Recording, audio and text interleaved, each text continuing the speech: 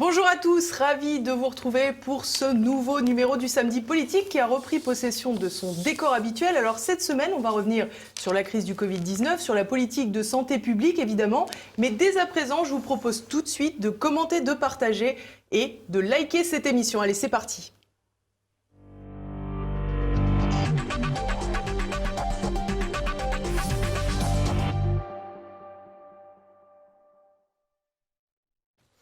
Et mon invitée cette semaine, vous allez sans doute la reconnaître, c'est Alexandra Henrion-Côte. Bonjour madame, merci beaucoup d'être avec nous.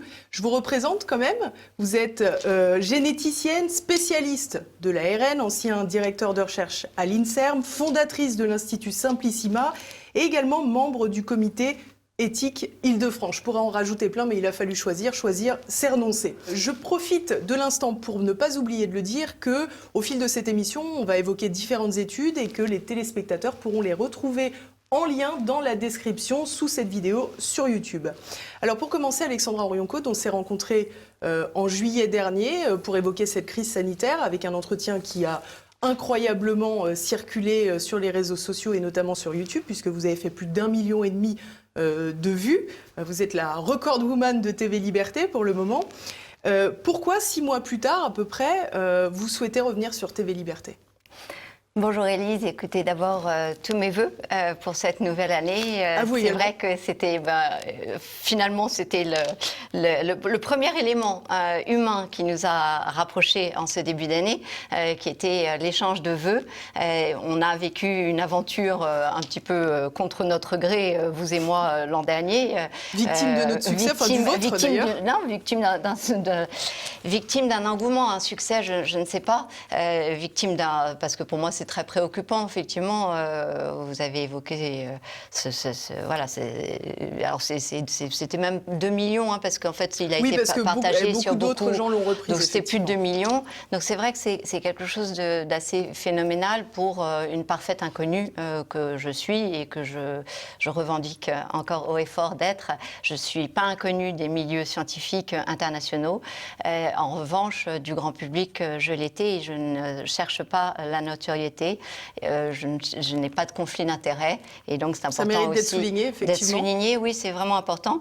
Et puis j'ai la joie maintenant aussi de parler avec pas mal de gens derrière, notamment Réinfo Covid. Donc voilà, ça c'est pour un petit peu placer les choses. Et pourquoi nous voir? Bien, parce que il y a plein de choses à dire. Il faut s'armer d'espoir. Donc, ça sera tous mes vœux pour vous cette année et pour vos téléspectateurs. Les téléspectateurs, absolument. Et c'est important de penser que, bien, voilà, on a vu ce que l'État protecteur pouvait faire et comprendre finalement ce que individuellement on a comme responsabilité à jouer dans tout ce qui nous arrive. Voilà alors, pourquoi j'ai souhaité vous revoir, échanger avec vous et puis après il y a effectivement... Puis il y avait aussi cette notion de liberté qui vous écoeure. Toujours. C'est vrai que le nom de votre chaîne est magnifique, au-delà de votre personne, mais c'est essentiellement... Au départ, c'était le nom de votre chaîne, Liberté, que je trouve quand même en grande menace aujourd'hui. Donc c'est important de réaffirmer haut et fort ce principe de liberté qui, par beaucoup de biais, notamment d'un projet de loi absolument exécrable, d'un régime totalitaire, que le projet de loi 3714 de bioéthique, dont on a... Alors ça, c'est pas celui-là, c'est celui de Castex. Alors il y a effectivement, il y a beaucoup de projets de loi en cours. Il y a le projet de loi de bioéthique qui fait véritablement une rupture pour dire des gros mots, anthropologiques, c'est-à-dire vraiment une cassure complète dans notre relation à l'humain. Et puis, au niveau de notre démocratie, ce projet de loi numéro 3714 qui a été déposé le 21 décembre, dont personne n'a parlé, mais qui menace très grandement notre liberté individuelle. Donc liberté, oh chérie, oh oui, liberté. Je trouve que c'est très important de venir sur des canaux. Après, le mot liberté ne peut pas être décliné comme la censure, puisque notre entretien, vous savez, a suscité l'intérêt de journalistes. L'intérêt d'autres canaux que je lisais jusqu'alors avec grand intérêt, qui étaient Libération, et qui en fait n'ont pas jugé bon, enfin qui ont fait une interview, qui ont fait un check, comment ils appellent ça, les check news, un fact-checking de tout ce qu'on avait dit. Et puis lorsque mes arguments sont venus un petit peu trop convaincants, n'ont jamais jugé bon de publier ni cet entretien, ni ce fact-checking, mais je pense qu'il sera en dessous de notre émission et on pourra le partager parce que c'est important c'est un travail que j'ai fait de répondre à un interview. C'est vraiment dommage de ne pas le publier. Donc dans cette libérons la parole dans la mesure du possible. Alors, depuis qu'on s'est vu, Alexandra Orion-Caude, évidemment, beaucoup de choses ont évolué. On a le sentiment de plus en plus que le débat a été confisqué. Vous venez de nous donner un exemple, finalement, avec cette interview qui n'a pas été publiée parce que, visiblement, vous apportiez trop de réponses aux questions qui étaient soulevées. Est-ce que vous, en tant que scientifique, vous avez le sentiment que le débat scientifique, justement, bat son plein en ce moment ? Le débat scientifique, le débat scientifique, la science est tendue comme d'habitude et bien mobilisée, c'est-à-dire tous les scientifiques. J'ai des discussions absolument passionnantes parce que il nous a été donné de regarder les choses de façon différente, c'est-à-dire qu'en fait ce qu'on a, c'est des expériences en temps réel, à taille réelle, c'est-à-dire des essais cliniques massifs, gigantesques sur des populations entières, avec des essais, vraiment des essais de mesures qui n'avaient jamais été faites. Alors, on en a un cortège invraisemblable, que ce soit confinement, masque, vaccin, donc toutes ces données qu'on est en train de mettre à taille réelle des populations. Mais ça, c'est dans la sphère strictement scientifique, donc parce ça, que finalement, dans la sphère scientifique, publique, c'est incroyable. Voilà, du coup, il faut être extrêmement prudent, extrêmement mesuré, reprendre les choses, recouper à plusieurs, à de très nombreux. Donc, on s'organise avec des réseaux scientifiques internationaux beaucoup plus réactifs que sont les congrès d'habitude, qui sont un exercice de style très encadré et qui permettent d'échanger beaucoup de données au niveau mondial, parce qu'il se passe à peu près la même chose dans tous les pays, avec un temps un petit peu décalé. Donc voilà. Mais alors, vous êtes beaucoup de confrères à travailler parfois sur les mêmes sujets. Néanmoins, on voit que on a le sentiment, du moins, que dans le débat public, ce ne sont pas ces scientifiques-là qui sont forcément amenés à parler. Est-ce que oui. Alors tout le monde a le même courage ou est-ce que tout le monde a le même accès ? Alors, j'ai vraiment l'impression que c'est le tip of the iceberg, le sommet de l'iceberg qu'on voit et qui monopolise la parole, qui ne laisse pas les gens parler. Et pourtant, j'ai eu la joie d'être interviewée par M. Morandini, par Mme Mabrouk, qui a au moins le même professionnalisme que vous. C'est assez agréable d'être avec des journalistes qui ne sont pas là en train de vous exprimer ce qu'ils pensent ou qu'ils ne pensent pas, mais qui vous challenge pour que vous accouchiez de ce que vous pensez ou de ce que vous savez. Parce que finalement, ce que je pense, tout le monde s'en fiche et c'est Dieu merci parce que c'est bien que ce soit comme ça. Et je pense que si vous me faites venir en tant que scientifique, c'est plutôt pour mes connaissances et non pas pour savoir ce que je pense. Bien sûr, pas pour vos opinions. Voilà. Donc, le problème, c'est que j'ai su visiblement me comporter parce qu'on a eu des échanges très, très courtois avec des gens qui n'étaient pas d'accord. Donc ça, c'était formidable. Il y avait enfin des débats. Eh bien non. Finalement, il n'y a pas de réinvitation, il n'y a jamais de suivi, il se passe rien. Donc c'est quand même très, très, très troublant de voir, parce que des experts sur l'ARN, qui ont dédié vraiment toute leur recherche à l'ARN depuis 12 ans. Il n'y en a pas beaucoup en France, on est très peu. C'est curieux, finalement, il n'y en a pas un qu'on entende. J'en ai entendu un récemment, mais qui présentait, alors, qui est formidable dans la vulgarisation, mais qui présentait les choses, voilà, évidemment, pas totalement exactes pour certains aspects, mais c'est difficile. Hein, l'aspect de vulgarisation est éminemment difficile. C'est pour ça que je pense que c'est important qu'on source toujours tout ce qu'on dit. En général, tout ce que je dis est sourcé. Et alors, ça peut m'arriver de déraper, mais voilà. Donc tout cela pour dire que ce que les Français entendent est le sommet d'un iceberg, et que la partie immergée, qui est donc plus des 2/3, n'est-ce pas, est beaucoup plus vivante, beaucoup plus contrastée, oui. Beaucoup plus foisonnante, beaucoup plus créative que tout ce que l'on entend.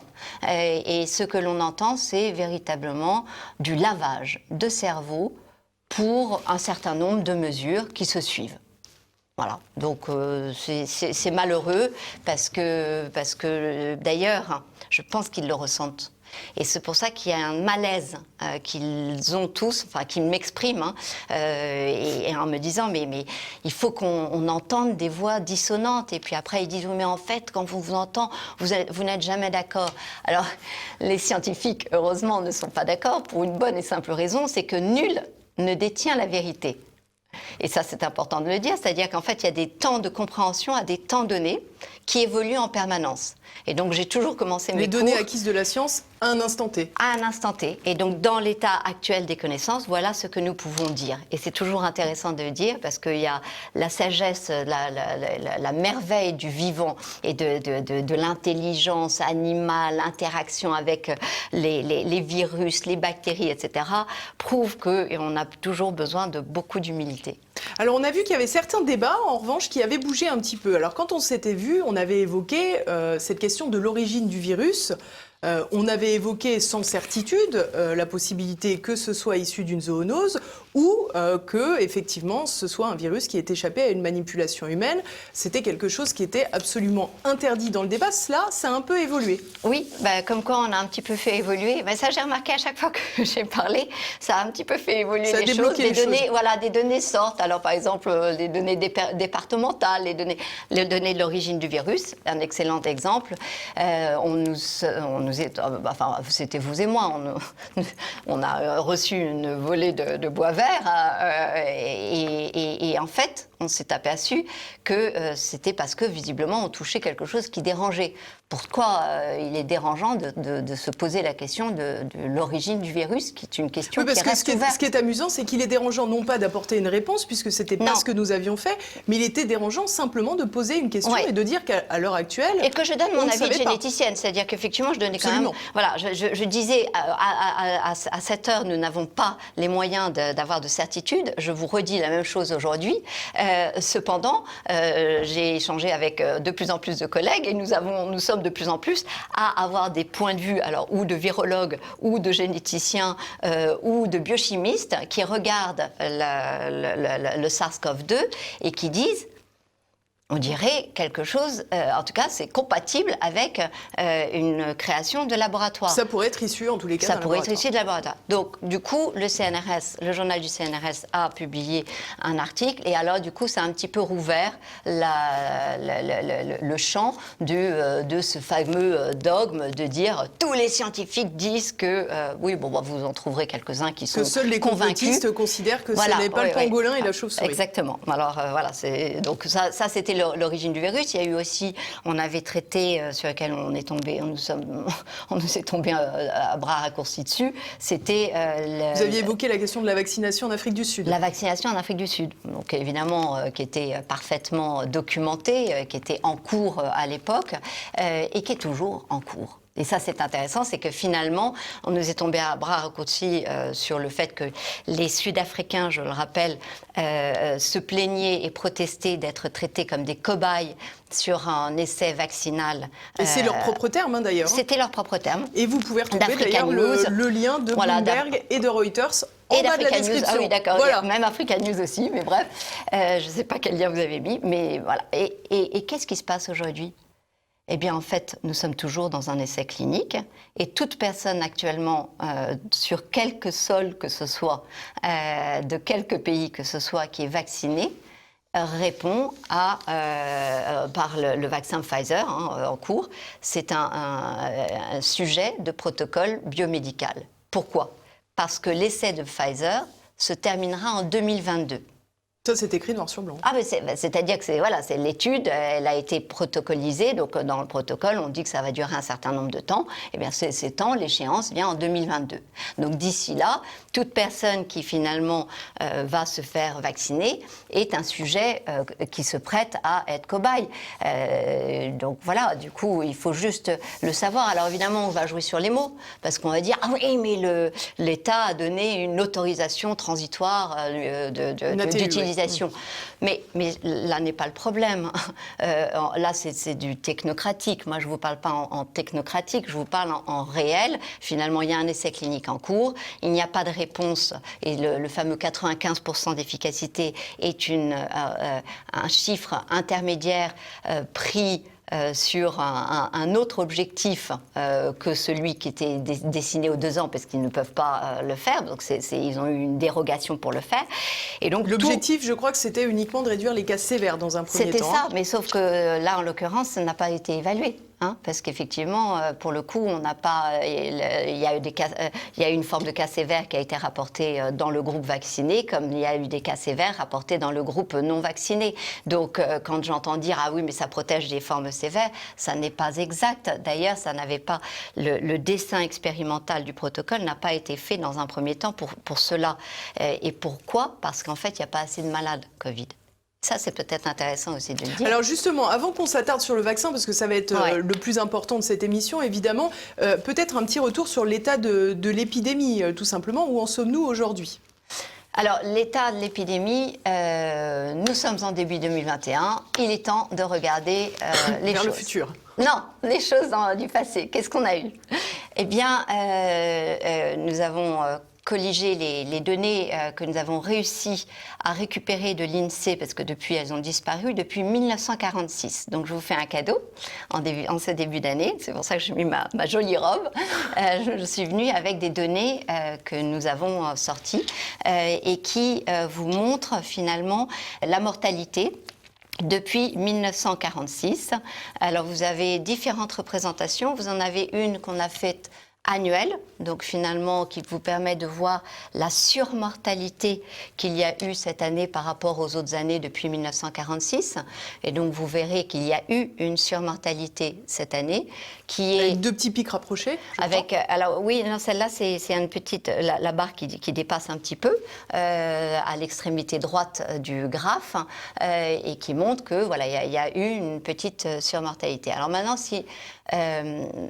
mais qui, si j'étais historienne, ne me semble pas justifier aucun des traumatismes qu'on a imposés à nos sociétés, aucun des sacrifices qui ont été faits. Alors moi, je vais faire évidemment l'avocat du diable, parce que je suis là pour ça aussi. Oui. Est-ce qu'on ne peut pas considérer que la surmortalité a été contenue grâce aux mesures qui ont été prises, justement, et prendre le problème à l'envers ? Si ça vous va, on répondra à cette question après, parce qu'effectivement, je pense que le volet des mesures mérite un chapitre entier. N'empêche que si vous prenez les données, là, vous voyez une petite mortalité, donc qu'elle ait été contenue par tel ou tel aspect. N'empêche que, ce qui est très intéressant, c'est que des voisins, pour ne pas les nommer les Allemands, l'Allemagne n'a pas vécu cette surmortalité. Il n'y a pas eu de surmortalité. Mais on nous explique aujourd'hui que c'est maintenant qu'il y a plus de cas en Allemagne. Oui, on nous explique, et c'est possible. Et ça, je peux vous expliquer aussi pourquoi par nos travaux. Alors, le deuxième aspect, c'est si on regarde mois par mois.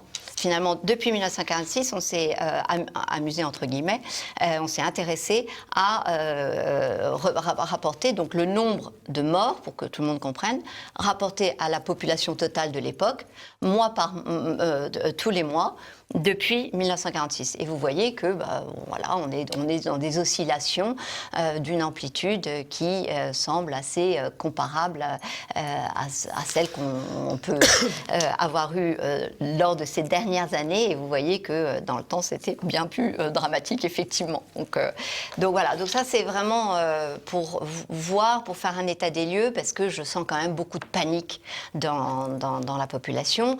On a vraiment l'impression que c'est la fin du monde. Que c'est une certitude, et ça ne me semble pas exact si jamais on prend un point de vue, encore une fois, un petit peu de hauteur et qu'on regarde l'état des lieux de ces deux courbes. Voilà. Alors, on revient sur ma question de tout à l'heure, si vous voulez bien, la question des impacts des mesures qui ont été prises. Effectivement, on peut considérer que cette surmortalité a été finalement réduite grâce aux mesures qui ont été prises. Oui. Alors, je répondrai par ce petit camembert que je vous montre là et qui montre que la partie gauche et la partie droite du camembert, les 2/3 de la surmortalité sont survenus pendant les périodes de confinement. C'est logique. D'une certaine manière, parce qu'on confine au moment où il y a le plus de gens en service de réanimation. C'est logique, mais 2/3, c'est beaucoup quand même. Et c'est intéressant quand même de se dire que voilà, c'est factuel. Moi, à ce stade-là, je ne fais aucun commentaire que vous donnez les choses. Ce qui est quand même incroyable, c'est que finalement, lorsqu'on regarde, en fait, pour comprendre l'effet du confinement, on n'a pas les moyens si on regarde au niveau national. Enfin, en tout cas, moi, j'ai pas compris et mes collègues n'ont pas compris. J'ai commencé un petit peu à penser qu'on pouvait comprendre lorsque j'ai vu le profil aux États-Unis et que j'ai vu comme de façon séquentielle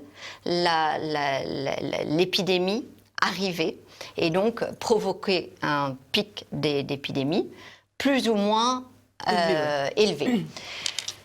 Les pics très élevés, c'est donc vraiment alpin, oserais-je dire, hein, puisque on est dans la période des sports d'hiver. Même s'il n'y a plus de remontée mécanique. Qui nous sont interdits. Ça aussi, encore beaucoup d'interdits. Eh bien, ces pics ne sont survenus que dans les pays qui ont confiné. Les monts, on va dire, hein, les Jura, les Vosges. Alors, on n'a pas beaucoup d'exemples, mais on a l'exemple de la Suède, c'est-à-dire que le seul endroit où on a vu un pic différent, c'est-à-dire un pic qui ne ressemblait pas à un pic alpin, c'est en Suède. C'est-à-dire, c'est cette espèce de forme que nous avait dessinée le ministre de la Santé, M. Véran, en disant « c'est ça qu'on veut ». Alors, c'est ça qu'ils ont eu. C'est pas ça que nous avons eu.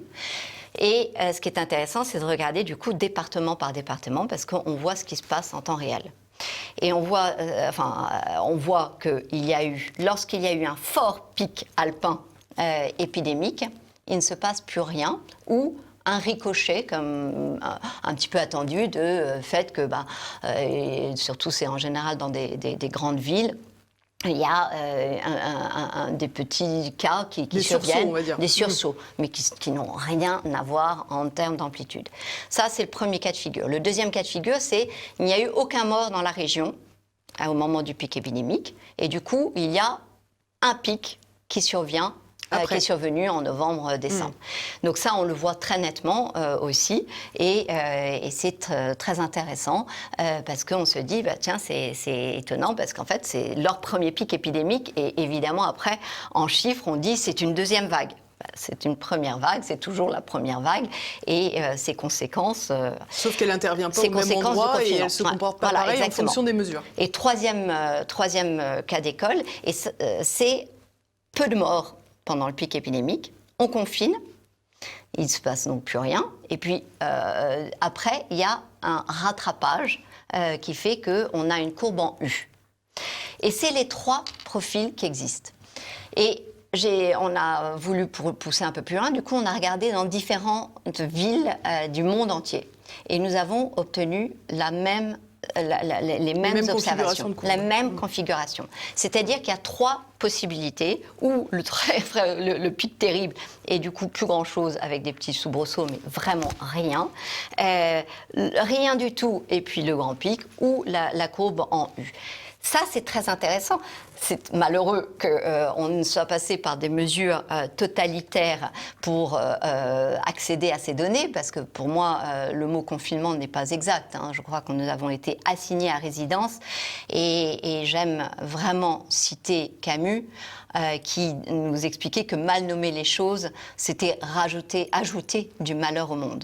Et je pense que ce que nous avons vécu dans cette crise et que nous allons vivre si nous continuons sur cette mauvaise pente, c'est qu'à force de mal nommer les entités, de mal nommer les choses, nous ajoutons du malheur à nos concitoyens et au monde d'une façon générale. Donc, je me suis du coup perdue, je ne sais plus où je voulais en venir. Donc je vous ai parlé un petit peu au niveau de tous les pays, des différentes courbes, du fait que cette assignation à résidence, elle a montré que lorsqu'on mettait le couvercle, c'est un peu comme une bouillotte, une casserole qui bout, et bien si vous mettez le couvercle, c'était en l'occurrence le dit confinement, l'assignation à résidence, eh bien, il y a un débordement qui va se faire tôt ou tard. Et ça, c'est très intéressant, pour nous, pour moi qui ne connaissais pas ce phénomène, et on est nombreux, parce qu'on a vu que de toute façon, il y a un rattrapage. C'est-à-dire que le virus, c'est comme si le virus devait circuler. Et on se demande si ce n'est pas ce qui se passe en Slovénie, qui n'avait pas été touchée du tout jusqu'à présent, et là, qui a vécu un pic épidémique. Donc, ça, c'est un aspect intéressant, parce que pour moi, il amène à une chose incroyable, c'est de dire, quelques conclusions de cela. La première, c'est que vous avez beau faire, la nature est plus forte, et ça, c'est quand même ce qu'on sait depuis toujours. La deuxième chose, donc le virus devait circuler. La deuxième chose, c'est que cette notion d'immunité collective, alors on ne va pas jouer sur les mots, on va dire c'est quand même un phénomène qui fait que soit c'est l'immunité, soit c'est le virus qui devient moins méchant, mais de facto, une fois qu'il a bien circulé, eh bien la population n'est plus à risque. Et ça, c'est aussi une conclusion phénoménale de cet épisode d'avoir imposé une mesure totalitaire à notre pays. Alors j'aimerais qu'on revienne à présent sur la question des tests RT-PCR dont on a beaucoup parlé en France depuis le début de cette crise. Alors au début c'est parce que la France n'en avait pas, un peu comme les masques. Aujourd'hui on en a énormément et on a dorénavant quasi la conviction que les résultats ne sont pas toujours extrêmement fiables. Parfois on parle de plusieurs dizaines de pourcents de faux négatifs notamment. Alors est-ce qu'il existe des alternatives plus efficaces, premièrement ?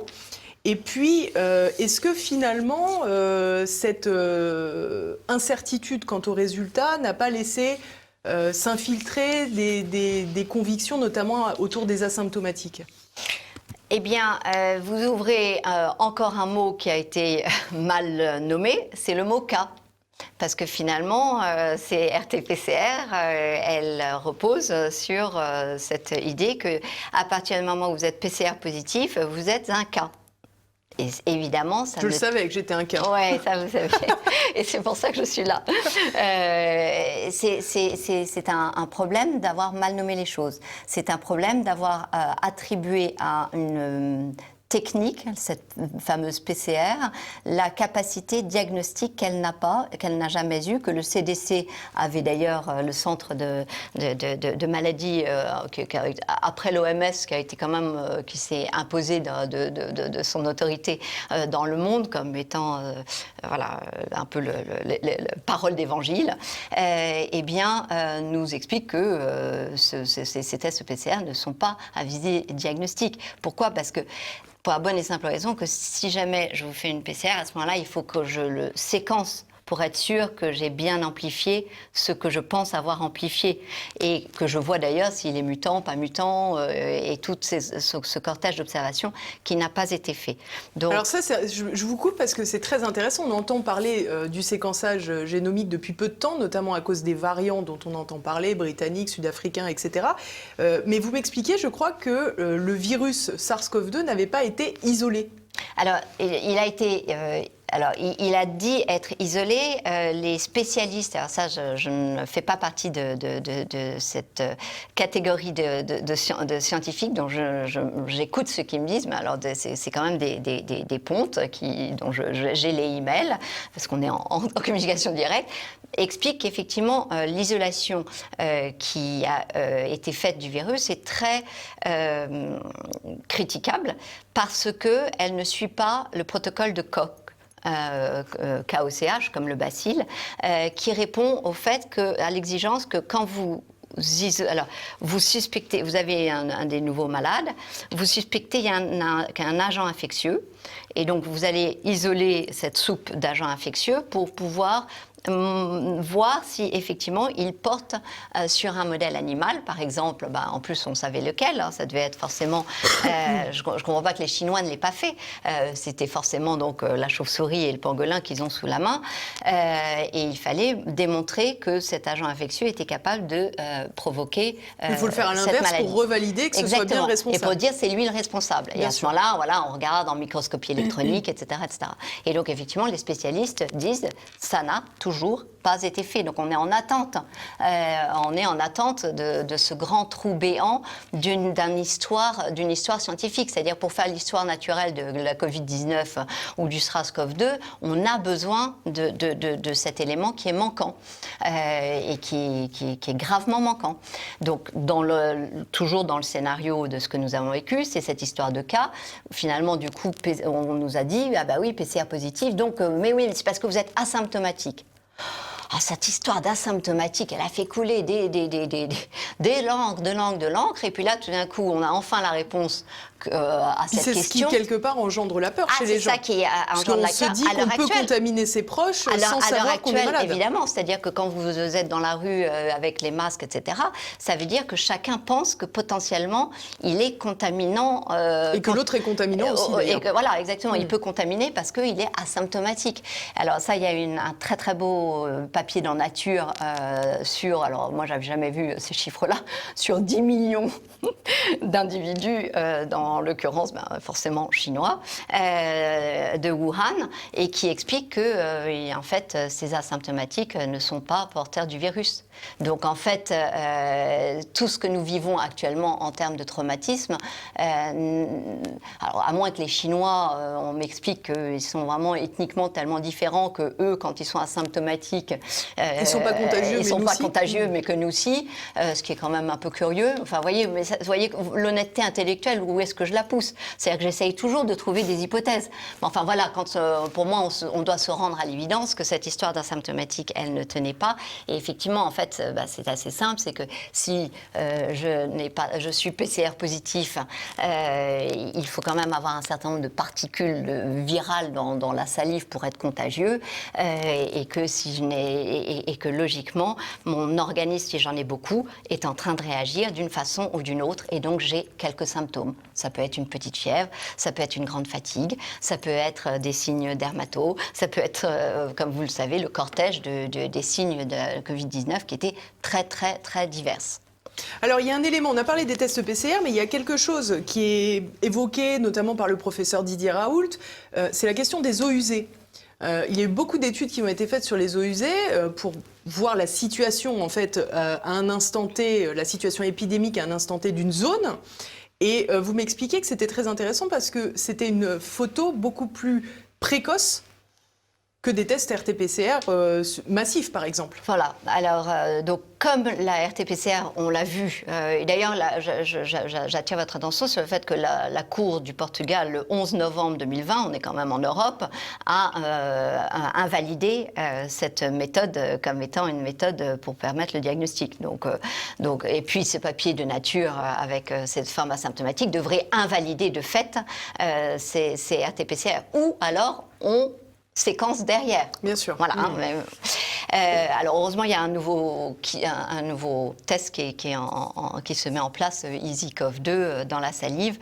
Je n'ai pas d'action EasyCoV 2, mais en tout cas, depuis le début, parce qu'ils l'ont développé depuis le début, la colorimétrie à la couleur, c'était extrêmement sensible et c'était un très joli test. Donc, je n'ai jamais compris pourquoi on ne le mettait pas en œuvre. Il n'était pas coûteux, facile à mettre en œuvre sur la salive. Donc, tout plein que des avantages.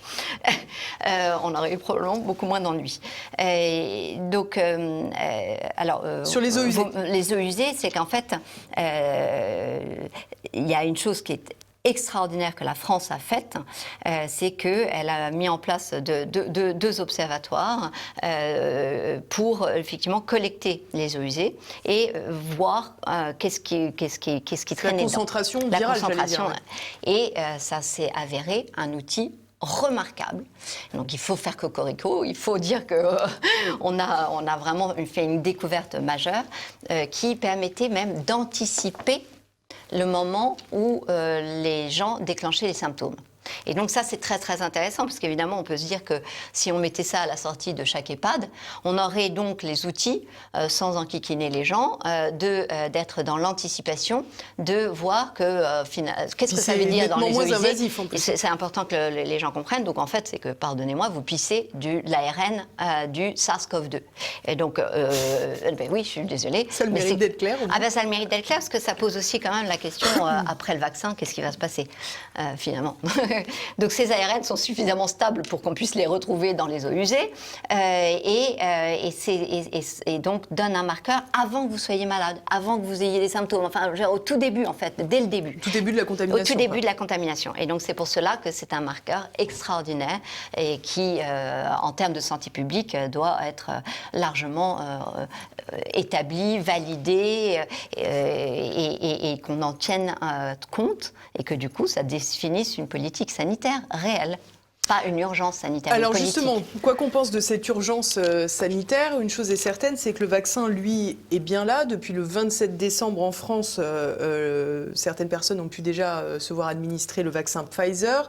Il y aura dorénavant le Moderna qui arrive et l'AstraZeneca. Je vous arrête, vous avez vu quand est-ce qu'ils ont commencé les injections ? Oui, j'ai vu, c'était mon anniversaire. C'était un quel jour, du coup ? 27 décembre. Oui, mais quel jour de la semaine ? Un dimanche. C'est pas banal, non ? C'est original. C'était pour que Morissette puisse profiter de son dimanche. C'est quand même étonnant. Hein. Ça m'a quand même étonné, cette date du dimanche. Alors moi, je fêtais la Sainte Famille. Vous fêtiez votre anniversaire. C'était comme quoi, c'était vraiment pas une jolie date de choisir cette date du 27 décembre. Pardonnez-moi. Alors, en tous les cas, ça m'a interpellée parce que en fait, en Israël, c'est de la même façon. Ils sont très choqués parce qu'ils vaccinent les jours de Shabbat. Il y a quelque chose qui est éminemment pas respectueux. Hein. Donc, par rapport à la loi de bioéthique, etc., on voit qu'il y a quelque chose qui ne respecte pas, l'homme tel qu'il est. Oui, alors l'urgence prime, comme vous dites. Il fallait donc commencer le 27, le dimanche 27, et non pas le lundi 28. Ça aurait été terrible. Alors, vous avez contribué au fait et à la vulgarisation du terme de thérapie génique pour évoquer ces vaccins. C'était également le cas du professeur Christian Perron. Est-ce que vous pouvez nous expliquer pourquoi vous préférez ce terme ? Alors, je ne préfère pas ce terme. Eh bien, c'est d'accord. Je constate que le mot vaccin n'est pas le terme adapté à ce que nous faisons. Parce que dans la littérature, d'ailleurs, c'est tout récent. Je précise qu'on va se concentrer sur le vaccin Pfizer. Hein, oui, c'est important que tout le monde comprenne bien qu'on ne parle pas de tous les vaccins. Là, on va se concentrer sur le Pfizer. Il y a une chose sur laquelle on peut parler de tous les vaccins. C'est le principe même au-delà de l'indication qu'il y a, compte tenu des courbes que je vous ai montrées de mortalité, qu'il y aurait à vacciner les gens actuellement, et de une fois qu'il y a le pic, il n'y a plus rien. Il y a quand même un problème que ces vaccins anti-coronavirus, ils ont démontré un vrai souci qu'ils déclenchent alors ils vous font certes les vaccins vous font certes produire des anticorps, mais ces anticorps, c'était le fameux interférence virale dont je vous avais un petit peu parlé en simplifiant les choses en juillet. Ces anticorps peuvent être ou des gentils anticorps qui neutralisent, ou des anticorps méchants qui veulent venir finalement faciliter l'entrée du virus. Et ce qui fait qu'on observe effectivement, après l'injection de la dose 1, une augmentation des cas de cas de coronavirus. Ça, on l'a vu dans les différents pays. On vient de le voir en Israël.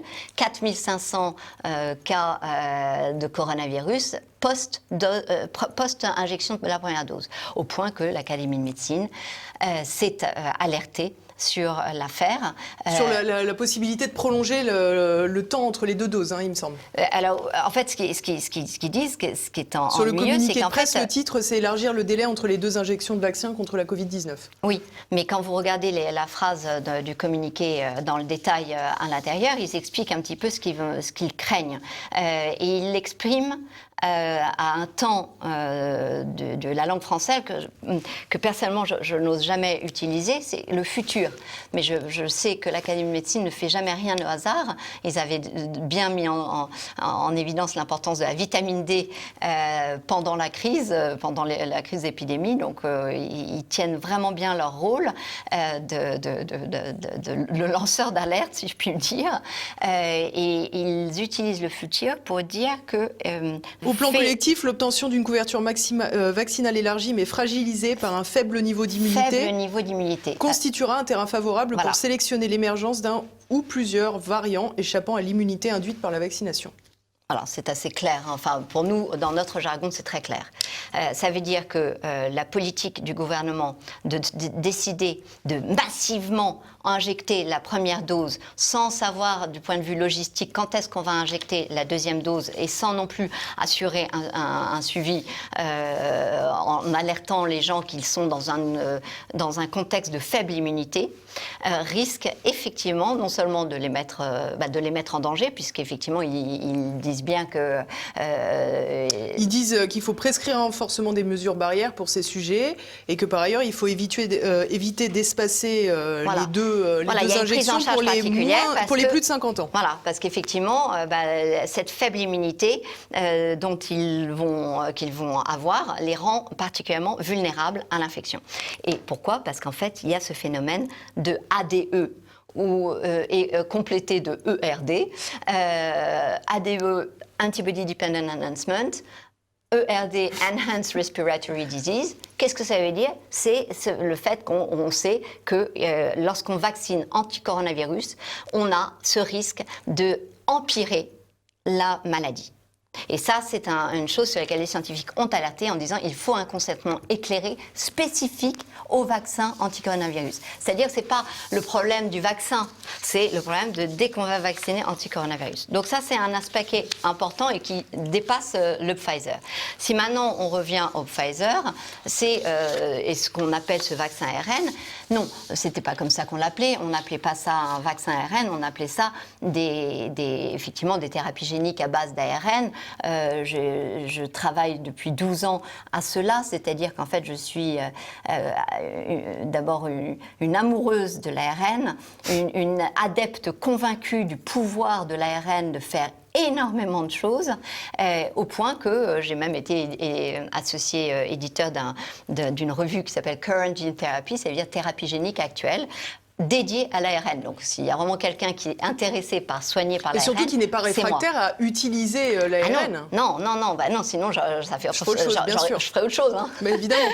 Donc, non, mais ça, c'est important aussi, parce que c'est pas une question dogmatique. Mais bien entendu, ni sur les vaccins, ni sur l'ARN. Au contraire, je veux dire, moi, je suis extrêmement malheureuse de ce qui se passe, parce qu'effectivement, en revanche, parce que je connais l'ARN, parce que je connais toute cette littérature, tout le potentiel, l'administrer à des individus sains me paraît effectivement de l'ordre de la folie.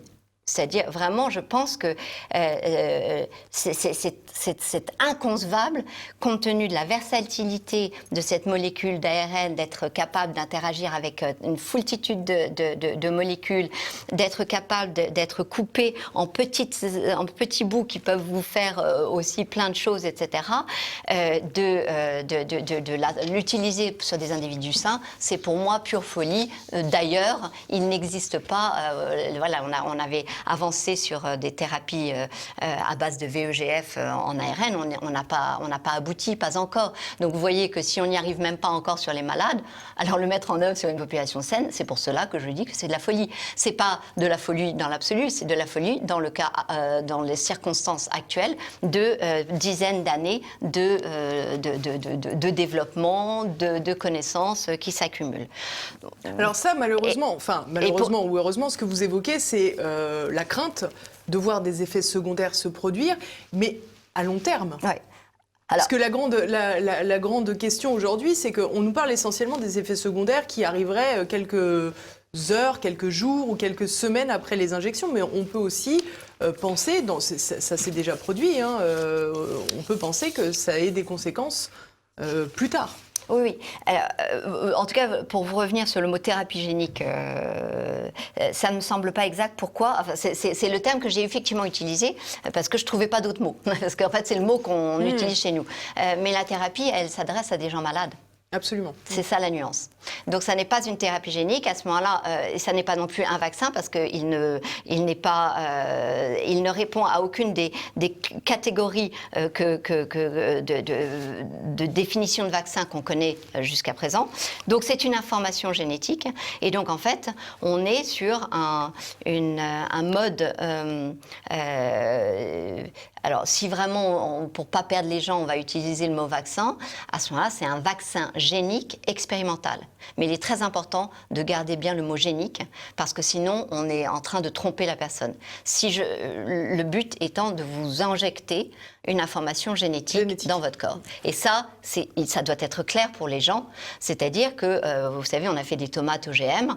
La tomate OGM, j'injecte une information génétique dans la tomate. Je vais donc vous injecter une information génétique. Elle n'est pas de vous, elle n'est pas humaine, elle est d'un virus. Je vous demande donc de vous mettre à produire une protéine de virus. Nous sommes dans l'expérimentation la plus totale, puisqu'effectivement, nous ne connaissons pas, comme vous le dites, tous les effets qu'il pourrait y avoir alors, à court, moyen et long terme d'une telle expérimentation. Alors, sur ce plan, justement, il y a quelque chose qui devrait nous rassurer, en tous les cas, c'est la pharmacovigilance. La pharmacovigilance que la France a mise en œuvre ? En théorie. Normalement, sont répertoriés tous les effets secondaires suite à la vaccination, suite d'ailleurs à l'administration d'autres médicaments, il me semble. Oui. Eh bien, écoutez, cette pharmacovigilance, elle pose un vrai problème. C'est qu'en France, elle a été dessinée pour ne rapporter que les cas qui n'étaient pas précédemment listés dans ce qui pouvait advenir d'effets secondaires adverses ou d'événements adverses dans le protocole de Pfizer. Donc, pour être précis, si vous me permettez, je vais citer la phrase, c'est sur le site de la NSM, donc sur la pharmacovigilance, enquête de pharmacovigilance et comité de suivi, au paragraphe objectif et méthodologie, c'est la première phrase, l'objectif du suivi de pharmacovigilance est de détecter des effets indésirables, nouveaux et ou graves, non identifiés dans les essais cliniques. Voilà.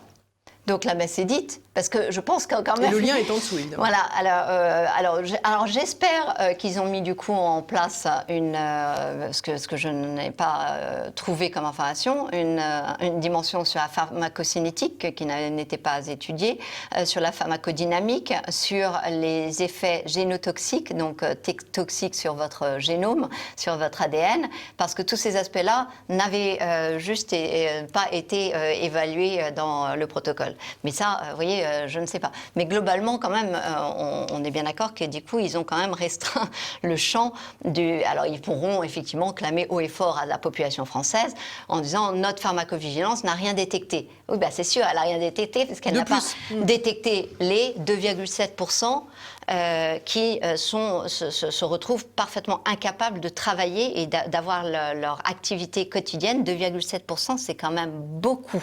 Donc ça, c'est dans l'essai Pfizer, c'est ce qui est rapporté dans l'essai Pfizer. Alors c'est le CDC qui a rapporté sur l'effet sur le vaccin Pfizer, 2,7%, c'est-à-dire beaucoup plus qu'un risque de la Covid, de se retrouver, je cite, incapable d'effectuer des activités quotidiennes normales, incapable de travailler.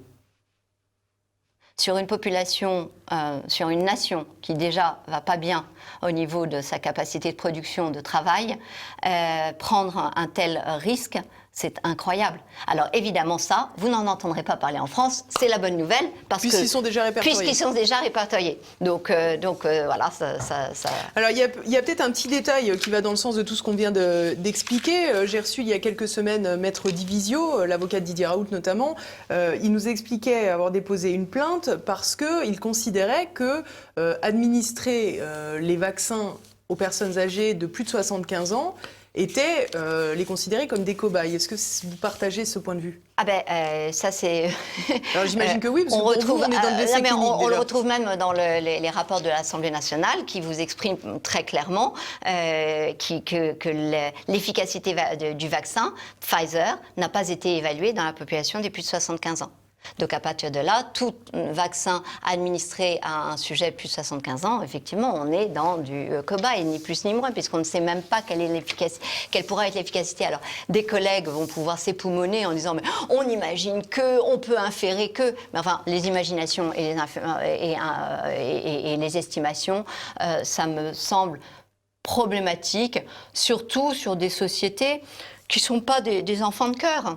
Quand vous avez été condamné à 2,3 milliards d'amendes et de dommages et intérêts, sous prétexte que vous avez une communication en marketing frauduleux sur 13 médicaments, on peut quand même raisonnablement se dire que c'est important de dire que si eux, ils n'ont pas testé l'efficacité sur les plus de 75 ans, il faudrait être très très prudent et c'est tout.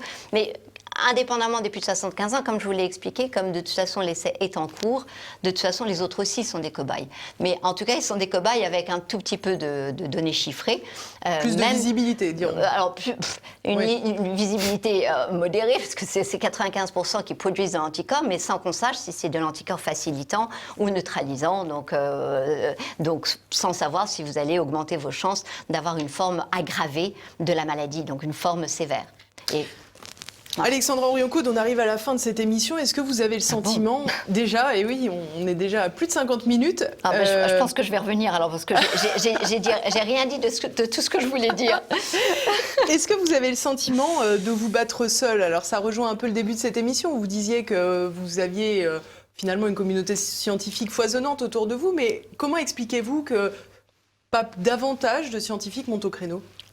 Il faut du courage pour y aller quand même. C'est-à-dire qu'en fait,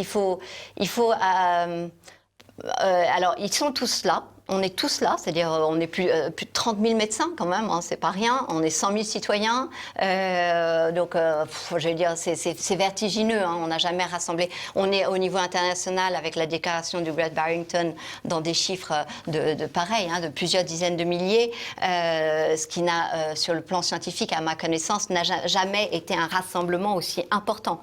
En revanche, ceux qui l'ouvrent sont peu nombreux. Pourquoi? Parce qu'il y a la censure. Je vais dire quand même, moi, mes vidéos YouTube en 2h30, elles ont été censurées. Mon compte Facebook a été supprimé. Mon post sur LinkedIn a été supprimé. Un post uniquement, bon, ça va. Donc on voit bien qu'il n'y a pas que Trump qui se fait censurer. Il y a aussi une parole scientifique qui se fait censurer. Donc ça, c'est le premier aspect. La deuxième, il y a quand même une dimension de courage.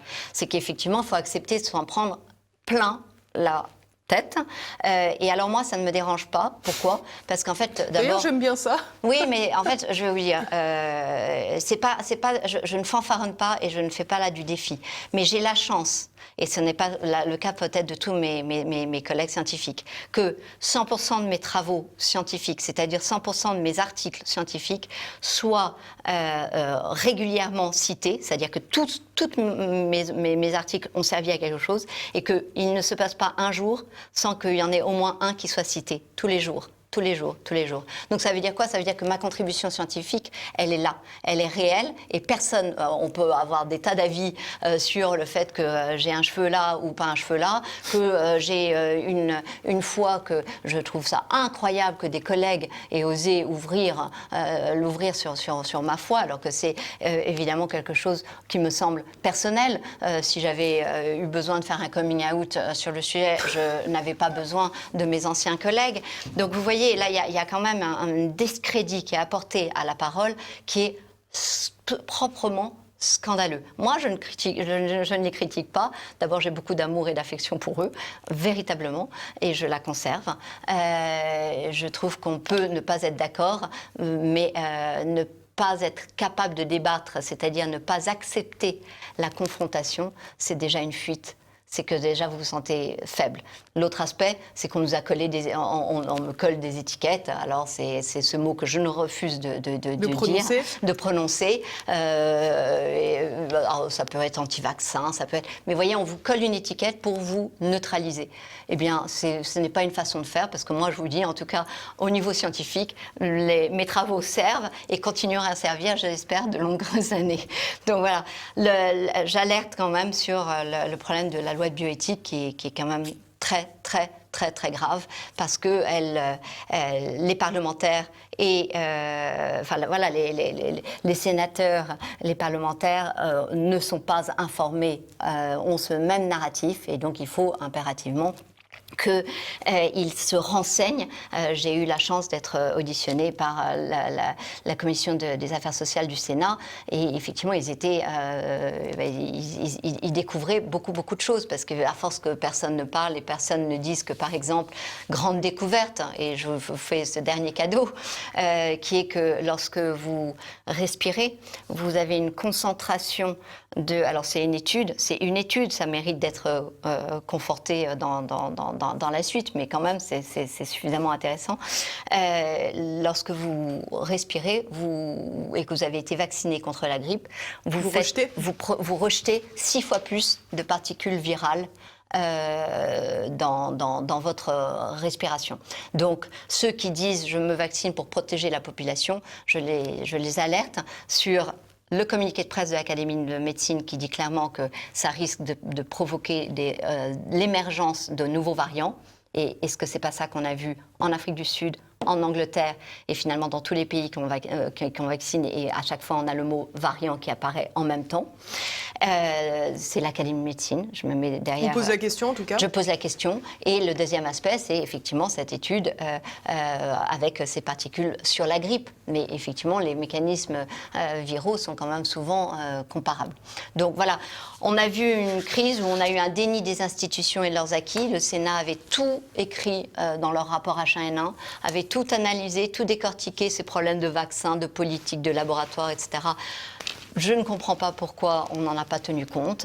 Il y a un déni d'expertise. Monsieur Raoult, l'IHU de Marseille et tous mes collègues scientifiques qui ne sont pas écoutés. Et il y a eu un déni du soin. Et ça, c'est très grave. Il y a des traitements possible pour la Covid-19.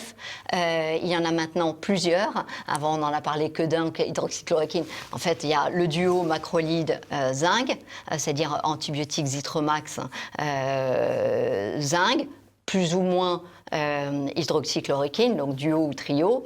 Il y a l'ivermectine, et il y a aussi plein d'autres solutions qui ont moins pignon sur rue et qui ont fait l'objet de moins d'études. L'ivermectine, c'est quoi? C'est un antiparasitaire.